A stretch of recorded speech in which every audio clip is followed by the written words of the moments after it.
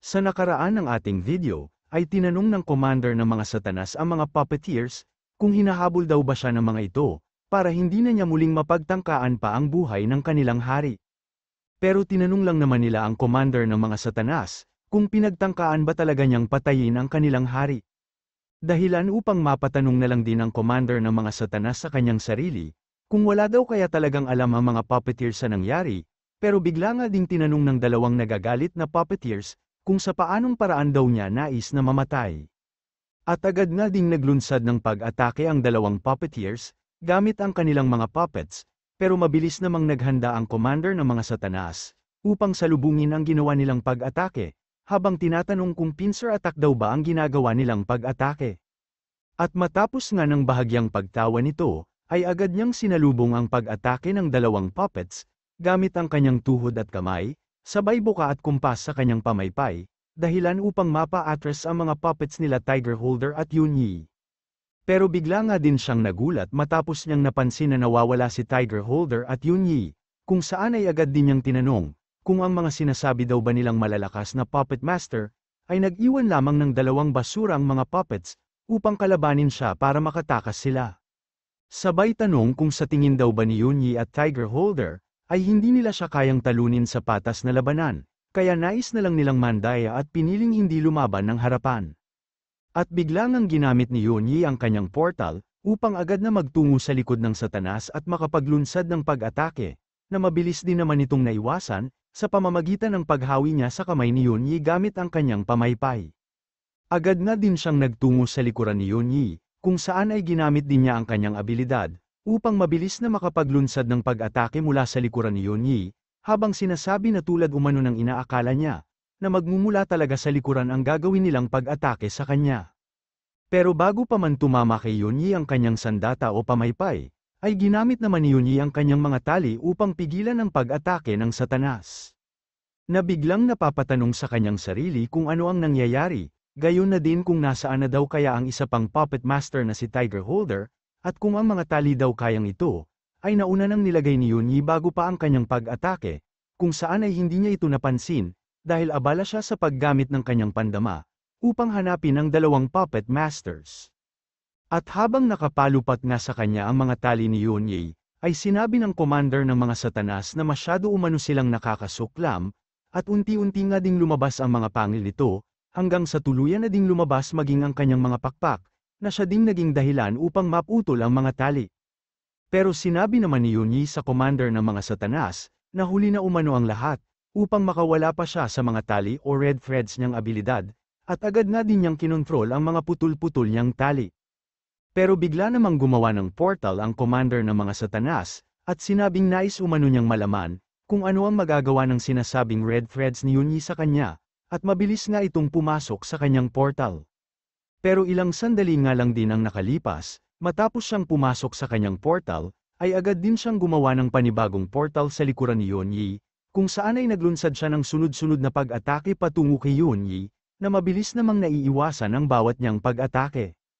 At matapos nga ng kanyang huling pag-atake, ay biglang naglaho sa kanyang harapan si Yunyi, at agad nga din niyang nasabi sa kanyang sarili, na naiwasan umano ni Yunyi ang lahat ng pag-atake niya, sabay tanong kung ang red threads daw ba ni Yunyi, ay pinabagal ang kanyang pagkilos, o kung napipredict daw ba ni Yunyi ang bawat niyang paggalaw, nang dahil sa mga red threads. Hanggang sa biglangang gumalaw ang mga red threads ni Yunyi, nakasalukuyang nakapulupat sa kanyang katawan, at bigla na nga lang din siyang nagulat, at nasabing hindi umano ito maganda, dahil bigla siyang nagapos sa mga red threads na abilidad ni Yunyi. Agad na ding lumabas si Yunyi mula sa kanyang likuran, kung saan ay tinatawanan na siya ni Yunyi, at sinabi na sa tulong umano ng mga red threads niya, ay hindi siya matatakasan ng commander ng mga satanas, kahit na anong pagnanais pa niyang makatakas. Sunod ay naghanda nga ng pag-atake si Yunyi patungo sa commander ng mga satanas, na naisip namang hindi umano maganda ang sitwasyon niya, at napapamura na nga lang din siya sa kanyang sarili, dahil huli na umano ang lahat, upang maiwasan pa niya ang pag-atake ni Yunyi sa kanya. Agad na ding nagkaroon ng pagsabog matapos na tumama ang pag-atake ni Yunyi, kung saan matapos nga ding umangat ang mga lupa, ay tumalsik pa ang satanas na ginamit ang kanyang pakpak, upang sanggahin ang pag-atake ni Yunyi. At sa kanyang ang paglapag, ay kapansin-pansin ang sira nitong pakpak, at agad nga din niyang minura ang mga tao, at sinabi na papatayin umano niya ang lahat ng tao sa mundong ito. Samantala sa inner city naman, habang patuloy ang mainit na laban at pagsugod ng iba pang mga satanas, ay napansin nila ang isang malakas na enerhiya, na nagmumula sa kanilang commander, at agad nga ding nag-ilaw ang mga mata nito, kung saan ay mabilis din silang umikot, at agad na nagtungo sa pinagmumula ng naramdaman nilang superpower. Pero bigla nga ding naglabasan ang mga red threads ni Tiger Holder, kung saan matapos itong dumikit o tumama sa mga satanas, ay napipira-piyaso ang kanilang mga katawan, hanggang sa sila ay mamatay.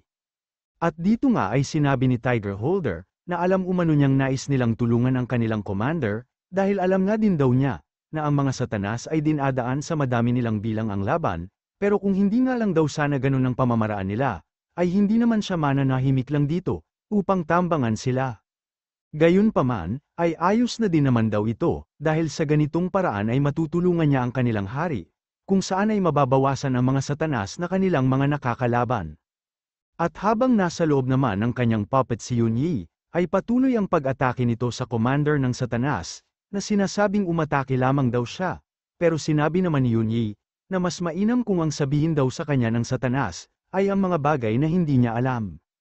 Sabay gamit sa kanyang red threads, at inutusan ng commander ng mga satanas na itaas niya ang kanyang mga kamay, dahil ang artifact o sandata nga daw ng commander ng mga satanas, ay gagawin niyang regalo para sa hari, at tiyak na maiibigan nga daw ito ni Lu Shu. Pero mukhang ayaw namang bitawan ng commander ng mga satanas ang kanyang sandata, kaya naman ginamit ni Yunyi ang kanyang puppet, upang atakihin sa braso ang commander ng mga satanas, na naging dahilan upang mabitawan niya ang kanyang sandata. At matapos nang makuha ni Yunyi ang sandata ng commander ng mga satanas, ay agad na inumpog ng kanyang puppet ang ulo nito sa lupa, kung saan habang patuloy itong hawak ng kanyang puppet, ay sinabi ni Yunyi na wala na umanong silbi sa kanya, ang commander ng mga satanas, kaya naman ito na din daw ang oras upang magpaalam siya. At muli ay ginamit nga ni Yunyi ang maliliit niyang puppet, upang gumawa ng tila isang net gamit ang kanyang red threads, at habang napapamura o minumura siya ng commander ng mga satanas, ay bigla na lang napansin ng iba pang mga satanas, ang pagsabog mula sa pag-atake ni Yunyi, gamit ang red threads niya. Sunod ay nagtungo nga si Tiger Holder kay Yunyi, at sinabi na kahit umano patay na ang commander ng mga satanas, ay tiyak na darating pa din ang kanilang mga reinforcements. Pero sinabi naman ni Yunyi, na sa ngayon ay hindi na daw muna nila kailangan pang alalahanin yun, at ang kailangan nga daw nilang gawin ngayon, ay lumaban at pumatay, hanggang sa makabalik sila sa tabi ng kanilang hari. Agad nga ding dinampot ng puppet ni Yunyi ang ulo ng commander ng mga satanas, kaya naman agad ding tinanong ni Tiger Holder, kung bakit umano pinugutan pa niya ito, dahil ang artifact o sandata nga daw na hawak niya, ay sapat ng regalo para sa kanilang hari na sakim sa kayamanan. Pero sinabi naman ni Yunyi, na hindi daw siya ang pumugot sa ulo ng commander ng mga satanas, sabay tingin sa ibaba kaya naman agad na nagtaka si Tiger Holder, at masyado nga din ang kanyang gulat nang makita si Cao Qingxi. Samantala, inabot naman na ng umaga ang labanan na nagaganap sa Inner Capital, pero patuloy pa din nga ang pag-atake o pagsugod ng mga satanas, kaya naman patuloy pa din sa pagdepensa at pagpatay ang mga sundalo ng ating bida. At matapos ngang mapatay ni Heitan ang isa pang satanas, ay sinabi nito na wala naman umanong espesyal sa mga satanas na kalaban nila, lalo na kung masasanay na daw sila sa paglaban sa mga satanas. At sinabi nga din ng isa, na tama umano ang sinabi ni Uling, dahil kailangan nga lang daw nilang patayin ng mabilisan ang mga satanas, at huwag nang hayaan pang makapaglunsad ng kanilang final attack. Pero napatse naman si Li Liyang sa kanila, at tinanong kung nagiging mayabang at arogante na daw ba sila ngayon, matapos lamang nilang magapi ang mga third-rate o mababang uri ng mga satanas, mula sa kanilang vanguards. Pero sinabi lang naman ni Heitan, na masyado daw umano talagang kontrabida si Li Liyang, na tinanong lang naman kung may mali daw ba sa kanyang mga sinabi, sabay sabi ding ang mga napatay umano nila ay baliwala pa, at tinuro nga niya ang pulutong ng mga satanas, na kasalukuyang patungo din sa kanila. Sunod ay sinabi nga din ni Li Liyang, na kahit umano kaya nilang patayin ang mga satanas, gamit lamang ang isang pag-atake, ay tiyak na mapapagod pa din sila, kung saan ay aabot sila sa punto na hindi na nila kakayanin pang lumaban, nang dahil sa sobrang dami ng mga ito. At bigla nga din silang natahimik, nang sabihin ni Li Liyang na maliban sa mga matatalas na kuko at pangil ng mga satanas, ay kailangan din nilang alalahanin ang madaming bilang ng mga satanas, at ang kasalukuyang umaatake nga daw sa kanila ngayon, ay tanging mga vanguard at mahihinang klase lang ng satanas, upang subukin ang lakas ng Dragon Guards ni Lu Shu. At habang pinagmamasdan nga sila ng ating bida, ay sinabi din ni Liliang, na ang tunay na laban umano sa bawat digmaan, ay hindi nagaganap sa unang araw pa lamang, o sa simula ng labanan. At dito nga ay naisip ni Shu, na magmula umano nang magsimula ang kanilang laban, ay hinati ni Liliang sa 3 grupo ang mga Dragon Guards, kung saan habang nakikipaglaban ng ibang grupo, ay nagpapahinga naman ng isang grupo, upang masiguro na hindi sila maubusan ng lakas, o mamatay sa kamay ng mga satanas, nang dahil sa sobrang pagod sa pakikipaglaban. Agad nga din siyang nangiti, at sinabing maganda umano ang naging obserbasyon ni Liliang sa nagaganap nilang laban, dahil agad siyang nakaisip ng paraan o countermeasure, upang tumagal ang Dragon Guard sa digmaan laban sa mga satanas. Sunod ay sinabi nga din ni Ming Yuyu, na maganda umano ang pamumuno ni Commander Liliang sa kanilang mga sundalo, kung saan ay sinabi nga din niya, na may talento daw talaga si Liliang na nababagay para sa digmaan, at sinabi nga ng ating bida, na alam umano niya ang patungkol doon, at yun nga din daw ang dahilan kung bakit ipinagkatiwala niya kay Liliang, ang pamumuno sa Imperial Dragon Guards. Pero bigla nga silang nagulat matapos marinig ang tinig ni Li Heitan, na sinabing mali umano si Liliang, o ang kanyang mga sinasabi, dahil ang mga Blood Demon o Satanas nga daw, ay hindi tulad ng sinasabi ni Liliang na walang katapusan, o hindi nauubos, kaya naman pansamantalang natahimik ang lahat. At agad nga ding nakatanggap ng mensahe ang Squirrel, mula sa miyembro ng kanyang dagang, kung saan ay sinabi nga nila sa Squirrel, na mayroon umanong kasalukuyang nakikipaglaban o lumalaban, sa mga satanas na sundalo ni Ching Con mula sa North State. Kaya naman agad na ginamit ng ating bida ang kanyang abilidad, upang kumpirmahin ang report na natanggap ng Squirrel, at 1,000 milya nga ang layo mula sa inner city ng Royal Capital, ay nakita ng ating bida ang naganap na pagsabog, mula sa pulutong ng mga lumilipad na satanas. Sunod ay makikita nga natin, ang dugo ng mga satanas na umaagas sa kamao ng puppet ni Tiger Holder, na sinasabing umalis umano sa kanyang dadaanan, ang mga satanas na parang-harang. Habang si Yunyi naman, ay muling ginamit ang kanyang abilidad sa mga satanas, at habang nahuhulog ang mga namamatay na satanas, ay sinabi nito na ang mga langgam at mahihinang nilalang, ay dapat umanong alamin kung saan sila nararapat. At matapos nang makita ng lieutenant ang mga pangyayari, ay agad siyang pinagpawisan ng malapot at napapatanong sa kung ano umano ang nangyayari, at kung bakit umano may mga kalaban na umaatake sa kanila, mula sa kanilang likuran o likuran ng kanilang hukbo. Agad nga din niyang ginamit ang kanyang telemirror, upang sabihin sa kanilang commander ang patungkol sa mga bagong kalaban, at sinabi nga din niya na nasa likuran daw ito ng kanilang hukbo, sabay tanong kung ano na ang dapat nilang gawin, at kung dapat pa ba silang magpatuloy sa pakikipaglaban sa mga ito.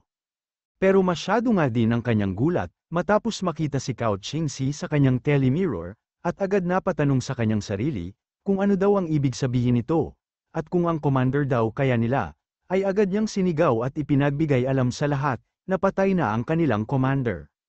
At agad nga din niyang sinabi, na lahat umano ng nabubuhay pang mga satanas, ay dapat nang umatras at bumalik ng North State, pero bigla nga ding nagtungo sa kanyang likuran si Cao Qingxi, at sa pagwas-iwas nito ng kanyang Zinting Blade, ay nahati sa dalawa ang katawan ng lieutenant ng mga satanas.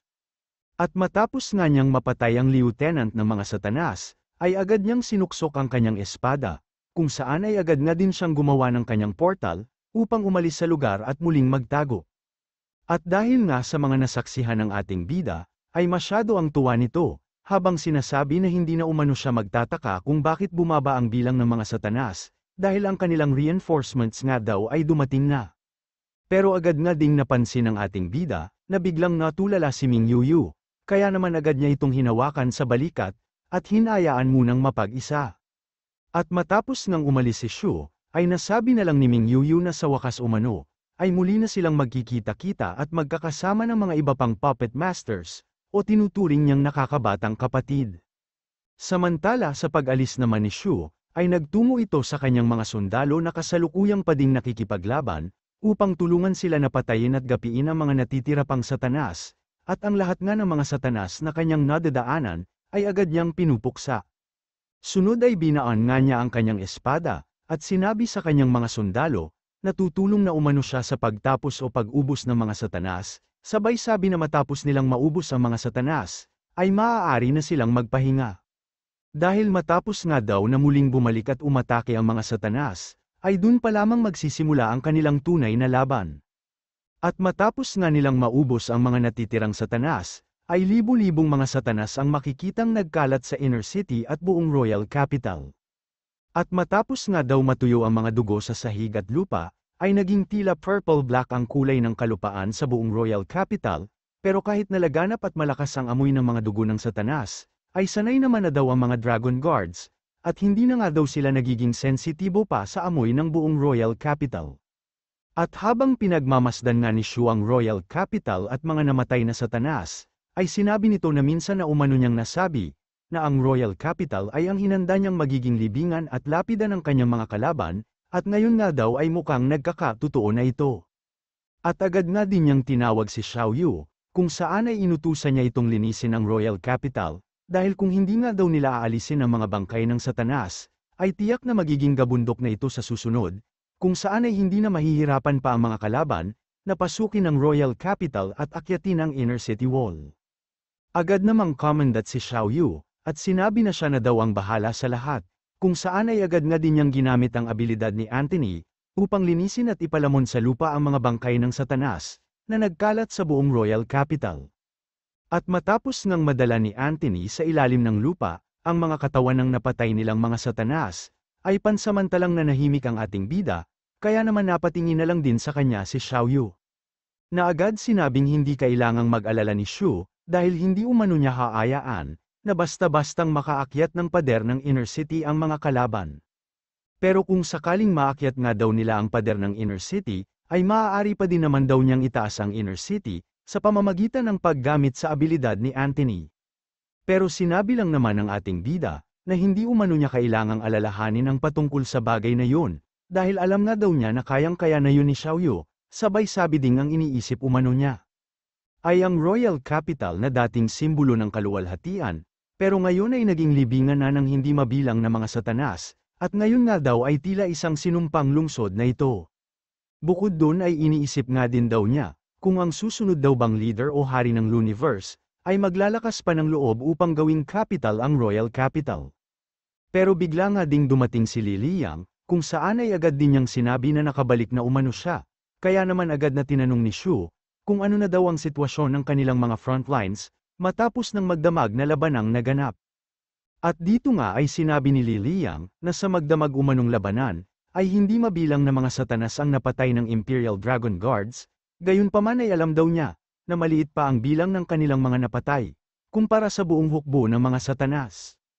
At sa kasalukuyan nga daw habang nag-uusap sila ngayon, ay nasa kabundukan sa northern part pa din ang mga natitirang satanas, at malaki pa din ang kanilang bilang, pero dahil sa pagkamatay nga daw ng kanilang commander, ay nagkakagulo ang mga ito at hindi nila alam ang gagawin.